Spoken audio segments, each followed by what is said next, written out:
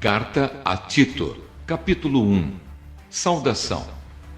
Eu, Paulo, servo de Deus e apóstolo de Jesus Cristo, escrevo esta carta.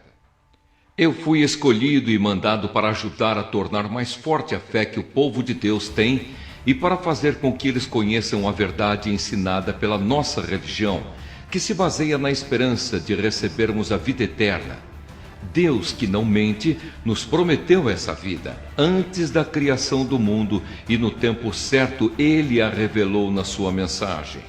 Essa mensagem foi entregue a mim e eu a anuncio por ordem de Deus, o nosso Salvador. Escrevo a você, Tito, meu verdadeiro filho na fé, esta fé que é sua e minha. Que a graça e a paz de Deus, o Pai, e de Cristo Jesus, o nosso Salvador, estejam com você. Responsabilidades dos dirigentes da igreja. Eu o deixei na ilha de Creta para que você pusesse em ordem o que ainda faltava fazer e para nomear em cada cidade os presbíteros das igrejas. Lembre das minhas ordens. O presbítero deve ser um homem que ninguém possa culpar de nada. Deve ter somente uma esposa. Os seus filhos devem ser cristãos e não ter fama de maus ou desobedientes. Pois aquele que tem a responsabilidade do trabalho de Deus como bispo deve ser um homem que não possa ser culpado de nada. Não deve ser orgulhoso, nem ter mau gênio. Não deve ser chegado ao vinho, nem violento, nem ganancioso. Deve estar disposto a hospedar pessoas na sua casa e deve amar o bem.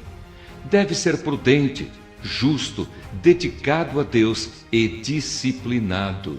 Deve se manter firme na mensagem que merece confiança e que está de acordo com a doutrina.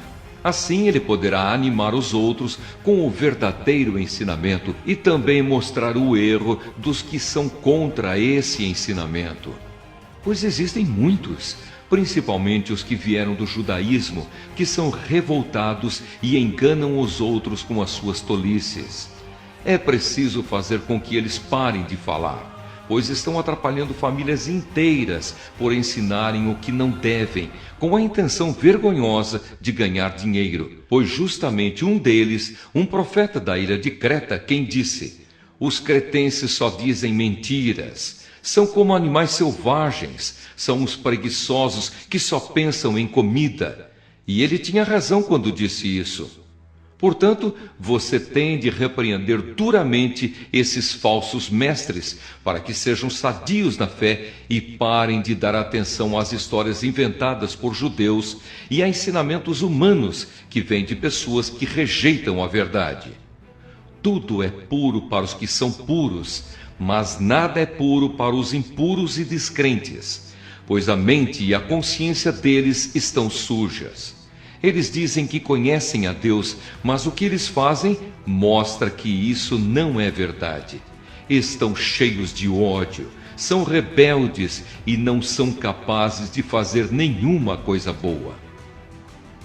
Carta a Tito, capítulo 2. A doutrina verdadeira. Mas você, Tito, ensine o que está de acordo com a doutrina verdadeira.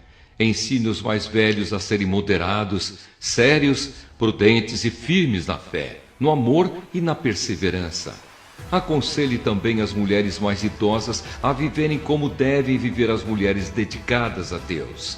Que elas não sejam caluniadoras, nem muito chegadas ao vinho. Que elas ensinem o que é bom, para que as mulheres mais jovens aprendam a amar o marido e os filhos, e a ser prudentes, puras, boas donas de casa e obedientes ao marido, a fim de que ninguém fale mal da mensagem de Deus. Aconselhe também os homens mais jovens a serem prudentes. Você mesmo deve ser em tudo um exemplo de boa conduta. Seja sincero e sério quando estiver ensinando. Use palavras certas, para que ninguém possa criticá-lo e para que os inimigos fiquem envergonhados por não terem nada de mal a dizer a nosso respeito. Que os escravos obedeçam aos seus donos e os agradem em tudo. Que não sejam respondões, nem roubem os seus donos. Pelo contrário, que eles mostrem que são sempre bons e fiéis em tudo o que fazem. Desse modo, por causa das coisas que eles fizerem, todos falarão bem da doutrina a respeito de Deus, o nosso Salvador. Pois Deus revelou a sua graça para dar a salvação a todos. Essa graça nos ensina a abandonarmos a descrença e as paixões mundanas e a vivermos neste mundo uma vida prudente, correta e dedicada a Deus, enquanto ficamos esperando o dia feliz em que aparecerá a glória do nosso grande Deus e Salvador Jesus Cristo. Foi Ele quem se deu a si mesmo por nós, a fim de nos livrar de toda a maldade e de nos purificar, fazendo de nós um povo que pertence somente a Ele e que se dedica a fazer o bem.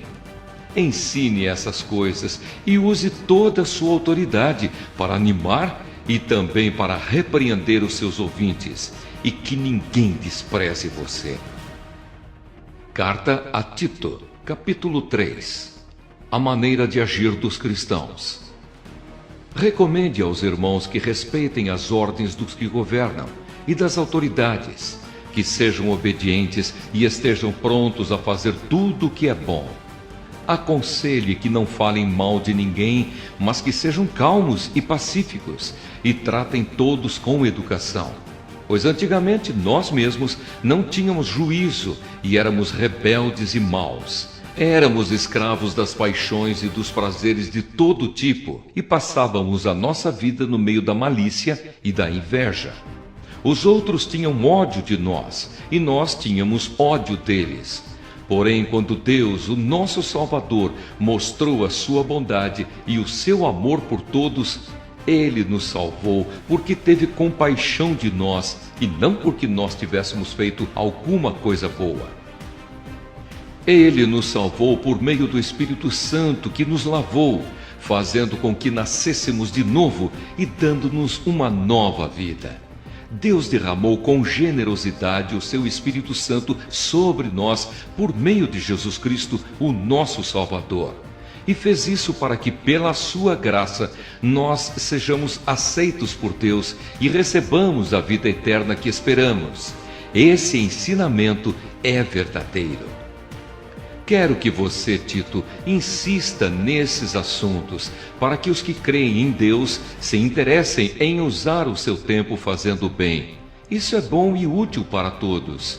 Mas evite as discussões tolas, as longas listas de nomes de antepassados, as brigas e os debates a respeito da lei dos judeus. Essas coisas são inúteis e sem valor. Se uma pessoa causar divisões entre os irmãos na fé, aconselhe essa pessoa uma ou duas vezes, mas depois disso não tenha nada mais a ver com ela. Pois você sabe que uma pessoa como esta abandonou completamente o Evangelho, e os seus pecados provam que ela está errada. Últimas recomendações.